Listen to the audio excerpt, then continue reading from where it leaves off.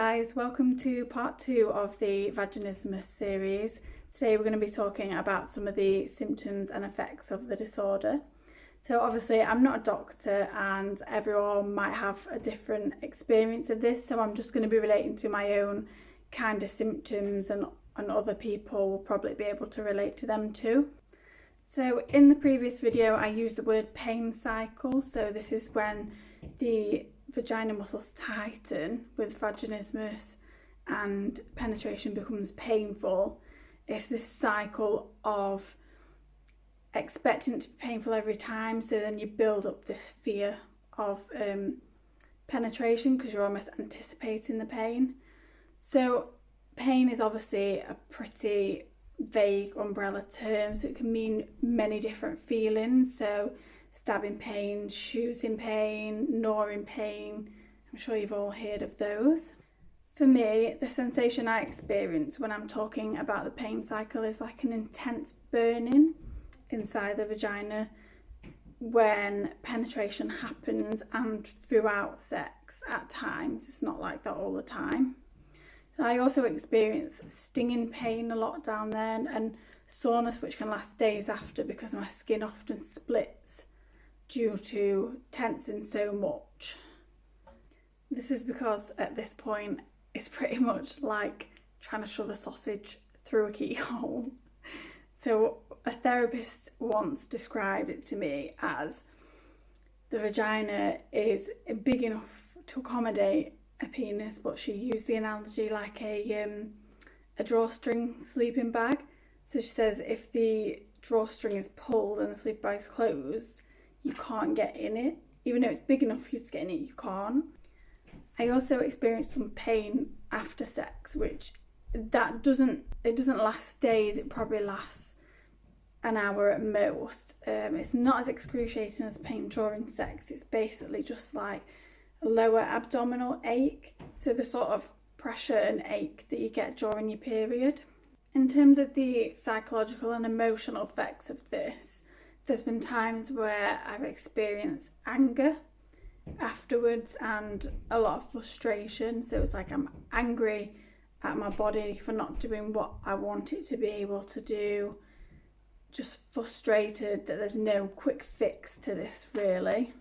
I've also had very unhelpful thought patterns.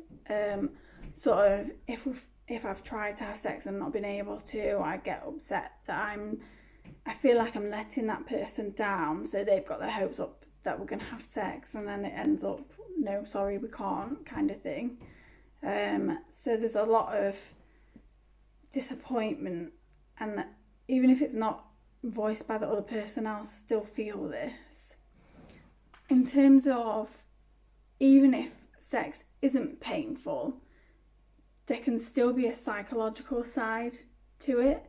To this condition. So even if you haven't felt the pain that time, you can still feel the psychological effects. So for me, I sometimes get like low mood and it's like a strong feeling of vulnerability after sex, and it almost feels like it wasn't consensual, and I get this strange thought in my head around that. And I've done some work with a therapist recently, and sometimes she says if I'm forcing myself to have sex, so sometimes when I use the term forcing myself, it's basically at that time I don't necessarily have a high sex drive, but I think, right, I must do this in order to get better, so to get over this condition. Sometimes when it's painful, the offer will be there to stop and I will say no, because in my head, how can I get better if I just give up every time? Whereas actually that's not the right way in thinking about it. As I mentioned in the previous video, the best thing is to stop and then try again at a different point. Otherwise the pain cycle is just going to keep going. Come to the realization that for me, the vulnerable feeling and the feeling like it's non-consensual, even though it is fully consensual, I just want to make everyone aware of that comes from a previous time where the sex wasn't necessarily consensual, not in this relationship, we're talking many years ago now, as mentioned in the previous video. So what the therapist has basically said is that whether it's me forcing myself into it, thinking that's the best thing, it's going to bring up the same emotions as someone else forcing me into or coercing me into it, as discussed in the previous video. Hence why, it's important to take it at your own pace, and really important to be with someone who's understanding and caring around this and doesn't give you any negativity about it, really. I've been in relationships in the past that weren't so understanding, so even if at the time they didn't show they weren't very understanding, it would then have been brought up in arguments. So I've had terms used to me like, oh, you don't even open your fucking legs, that kind of stuff. Sorry for the language if anyone is offended by that, but that is word for word what was said. So being in a relationship like that, where there is abusive language around this, it's super unsupportive. Get yourself out there, girls. Get out that relationship. It doesn't get any better. Trust me. You need to be with someone like I am now, who is very, very supportive and patient. The main thing with this disorder is patience from yourself and the person you're with, and that trust in someone.